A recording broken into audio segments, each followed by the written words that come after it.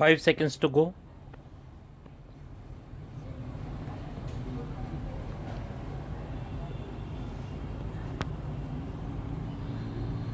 Start.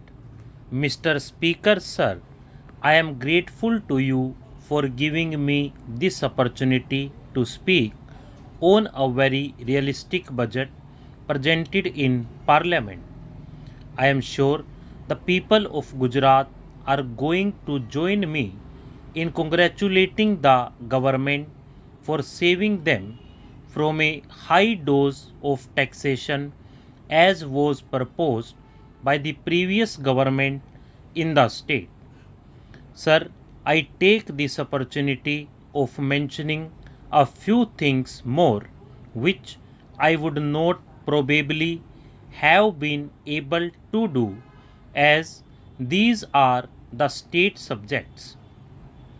Before the state government gave up power, the central government has, of course, not imposed the president's rule, but we are under the governor these days, hence, the state's budget was presented. Sir, I do not know whether it has been an oversight by the administration today or whether they have carried on what the previous government had mentioned. I would like to be very specific here in mentioning about the sales tax that they have imposed on all fish and marine products in Gujarat. I do not understand the logic behind it. As far as Gujarat is concerned, we have bigger coastline than any other state in India. Our maritime resources have not been exploited fully. Our fishery industry has still not reached the stage which could be compared with even the backward states of this country who are also maritime states. There are other states like Kerala where the fishery industry has developed long ago and it has come to the take off stage where from the inshore fishing they have now gone to offshore fishing. Even in those states where 50% of marine products are exported, they do not have sales tax on fishing and marine products. The Gujarat government expects a revenue of about rupees 40 lakhs to rupees 50 lakhs by way of sales tax. I am sure that they are going to ask you also that these taxes should be imposed on the traders and on the fishermen and not on industries. We know that whenever such a tax is imposed, it goes down to the fishermen. The fishermen in Gujarat are poor. We recently had an example of the export duty levied on all wool that was exported. There too, Gujarat was affected. The argument given at that time was that this export duty was expected. There too, Gujarat was affected as such. The consumer of the maritime product is not going to pay more, the trader is not going to reduce his profit margin. It is finally going to come down to the small fishermen. I plead that this growing industry in Gujarat should be released from taxation. On the contrary, they should have given more encouragement and incentives to this vital industry. Gujarat does not get fish only from the sea. It is probably the only state where inland fisheries have developed. The districts where inland fisheries are operating are the backward districts.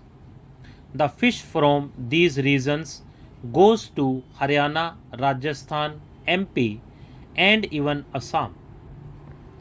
We have to compete with fishermen from other maritime states of India, and there is a very small profit margin left. Do you mean to say that the trader is now going to reduce his profit margin and allow the poor fishermen, who are mostly Adivasis, to carry on their profession? I do not know why this has been brought in.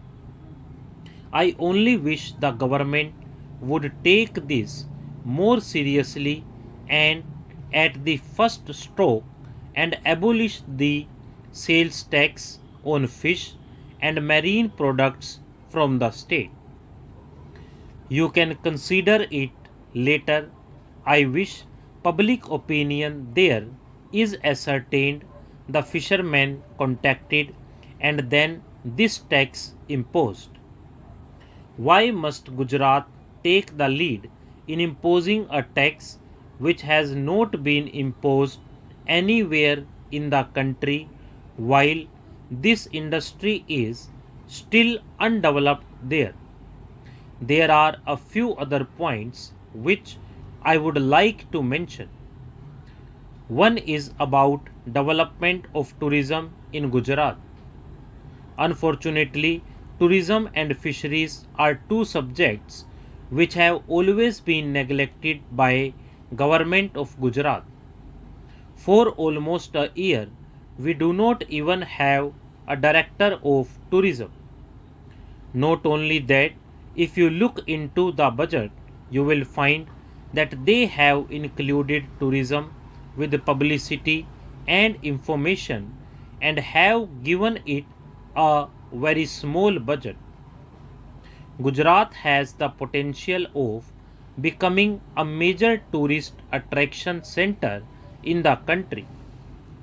If our state government could take more interest in developing our beach resorts, I am sure the tourists elsewhere in the country will be flowing more towards Gujarat. Though I know that this is not the right place to mention about tourism, the state government may not consider this at all.